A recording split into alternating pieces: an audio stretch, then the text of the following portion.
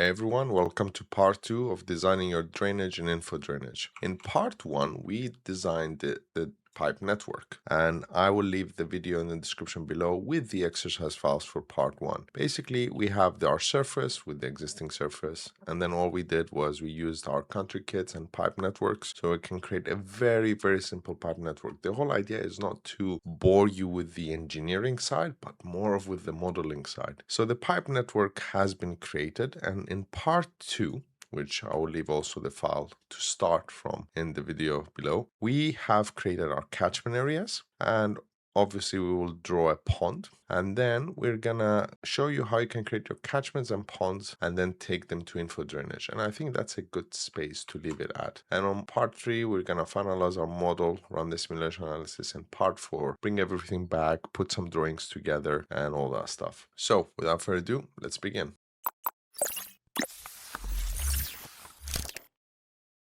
So in part 1, we've designed the pipes and manholes. We didn't worry too much about invert levels because that's engineering. But if you want, you can control the invert levels by clicking on the pipe and viewing at the properties panel. Now in part 2, as discussed, we're going to do the catchment areas and also the pond. I want to start with the pond. Now, those of you who've been following my channel, you know that I made a video on how to design a pond in Civils 3D using one feature line, and then you can modify it as is. But Civils 3D, Autodesk in general, came with a better tool, which is the pond, like literally just a designated tool for the pond, which is great. So all we have to do is click on our pond, create pond. It will ask us for a name. I'm just going to call it pond.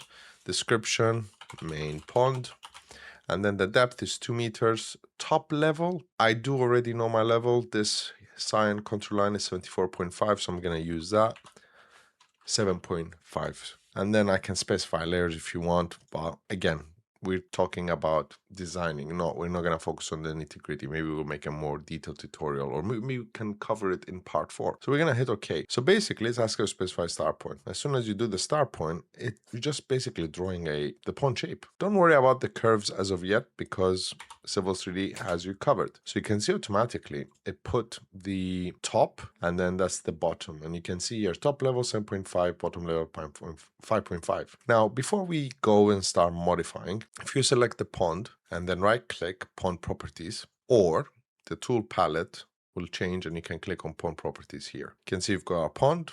We can change the styles here. We can add more. I haven't created any. Then we can see the storage. This is very handy, and it's very good because it tells you the volume also based on freeboard. So if I remove the freeboard, it should update the total storage volume. If I add back the freeboard, it should reduce it, which is great. Then you can see here at depth 0, which I believe is the top of the pond, the volume is 0, but then at the bottom of the pond, 2 meters, it's 610 total, which matches with storage volume without the freeboard. Now, we can also adjust the porosity if we have to, and depth increments as well if you want to see like depth increments. So this is very handy. Then we've got inflows. Now you can see here there is pipes, channels, and catchments, which is handy. We're going to focus on pipes because we're not focusing on channels. Then we have outflows. So you can see here we have few buttons here, and then some infiltration as well if your pond has infiltration. In our case it doesn't, but it's good to know that the design is here. So you just toggle this on and you can say bottom and side, bottom only, and then infiltration and safety factors. Now,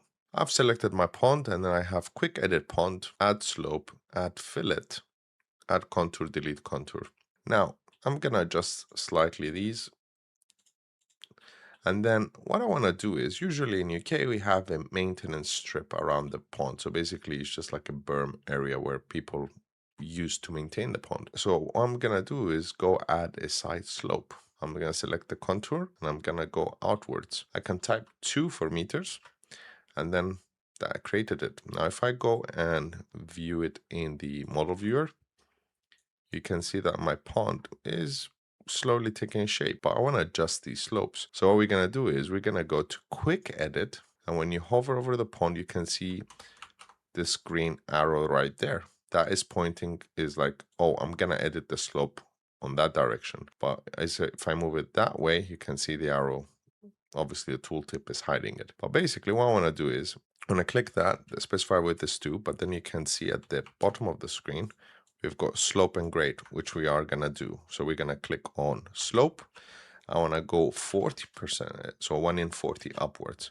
So now you can see 7.5, 7.550. Now here it's still 1 in 3 fall, so I'm happy with that. Then I'm just gonna go add fillet pond. I'm gonna specify radius of 3, and then you can see it added a fillet. Obviously you can increase that, so you can add fillet again, make it 6. And you can see the pond slowly take shape. Now, the beautiful part about this is when you adjust these, it keeps everything tangential, as you can see, which I think is great. The method that I had wasn't tangential. Now, in terms, if we go back to the pond properties, you can see that we still don't have any inflows. Now, what you can do is you can get rid of these 2 pipes, and that's the way I found that you can do it. Maybe there is another way that I'm not aware of. And then you can select your manhole, go to edit pipe network. You want to add your new pipe, so I'll start from there, and you can see that icon automatically picks that, oh, you can connect to the pond. So what I'm going to do is I'm going to snap to nearest, and you can see it's there. I'm going to repeat the same process again. So I'm going to do this. There you go. I'm going to put it there, and then I'm going to go from there outwards. So nearest, outwards, enter. Now if I go to the prompt properties again, can see now in inflows, we do have pipe 18. So let's see if we can select it, and 19. So that's pipe 18 and pipe 19 as inflows. And if we go check the pond properties for the outflows, pipe 20. Perfect. The way I create catchment areas, and I obviously was usually previously I would draw lines and then import them in InfoDrainage as DWG and then select them or draw over them. But there is this new thing I found out. In the Analyze tab, you've got catchments and catchment from group. So I'm going to select the first polyline, which is this one here. And it says select polyline on the uphill or escape to close. I'm just going to hit enter. You can see here, we've got a catchment area. So I can call it, I can keep it catchment and call it, or actually I'm going to call it dock. And then I'm going to specify reference pipe network for structure. So I'm going to click on this one, select my manhole 9, and it's selected there.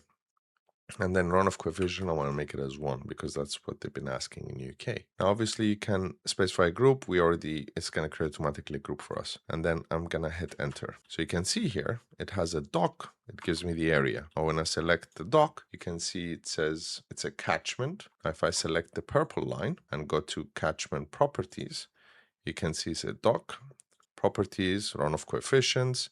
You can even create a flow path, and also you can specify the time concentration. In UK, usually you put it as 30 minutes, and then you've got runoff.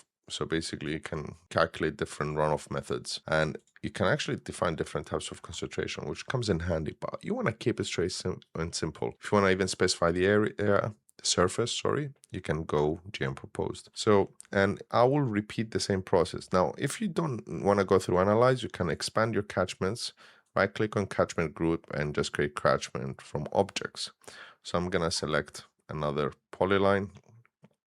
Actually, see, I selected the wrong one. So let me try again. So this one will go to manhole 9. And then this one, which I selected, I'm going to go to catchment properties and adjust it. And it's not manhole 9, it's actually manhole 11. And I hit OK. I'm going to right click, catchment from object, select the polyline, hit enter, and then select manhole 11 again, and OK. Now, you don't have to redo this. It's automatically on back to select polyline for catchment boundary. So I'm going to go do this network. So I'm going to select this, hit enter, I'm going to select manhole 12, which I'm going to adjust later on. And then same with here, enter, click, click. Gonna add it on 13. And then enter. Oh, let's go again, create from objects. So these ones, I'm gonna specify them as catchments. And then because I haven't drawn my permeable paving yet, because the intention was to draw permeable paving, I'm gonna put them on this manhole for now, just like, you know, a quick workaround. So enter, select manhole 3, enter, select. It's pretty quick if you ask me.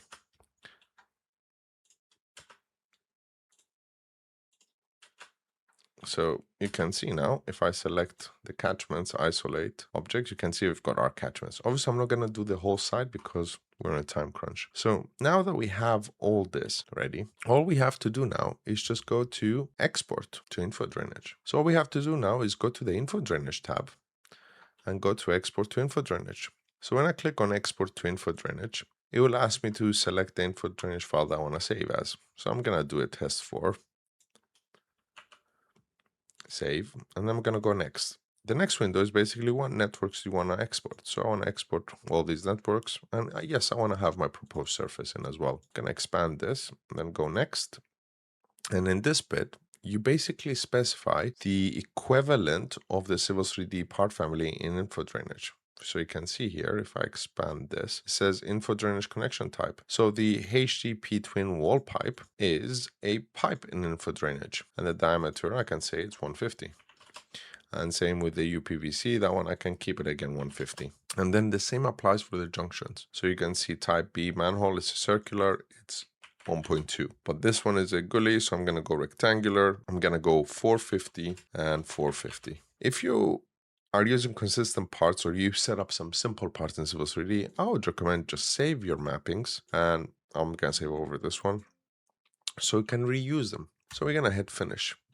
I'm going to open InfoDrainage, and what we're going to do is we're going to open that file to show you where everything is, and we're going to stop the tutorial there for part 3. So we're going to go open existing. We're going to go to our technical library, tutorials, InfoDrainage commercial site, InfoDrainage test 4. So, and the beauty about InfoDrainage is that you can preset everything. So now you can see all the labels don't look right. It's like, I don't like them. So this is the hub that's for the AI machine deluge, which I covered a different video. You can watch that. So I'm going to go to views, display settings, and I'm just going to open the display settings that I have in my technical settings. I recommend to have a folder with all your settings for all the softwares that you work with. Display 1, and there you go. So you can see now we've got all our catchments, we've got our pond and the connections in and the inlet out, which is fairly good if you tell me. It's like, hey, Ferdi, you've done your surface. Can you do the network as well? And then I'll just give you the InfoDrainage model to start working from. I'm like, yeah, sweet, that's good, because I could use the wizard to specify my slopes and invert levels and outfalls, and all I have to do is just reassign the catchments and draw the pro paving. Now, before we stop this video, let's import some CAD information. So we're going to go import data, select, and let's go to our tutorial file. I will have available the extras for these files. So site plan, and let's keep only the site plan. I was thinking maybe we need the topo, but I was like, nah, you don't need it. So I think that's good enough. And we're going to stop it here. In the next tutorial, we're going to do some permeable pavings. We're going to show you how to adjust some invert levels, readjust the catchments, size the ponds, and run the simulations to a point that we're happy. Thanks for watching, and I'll see you in the next tutorial.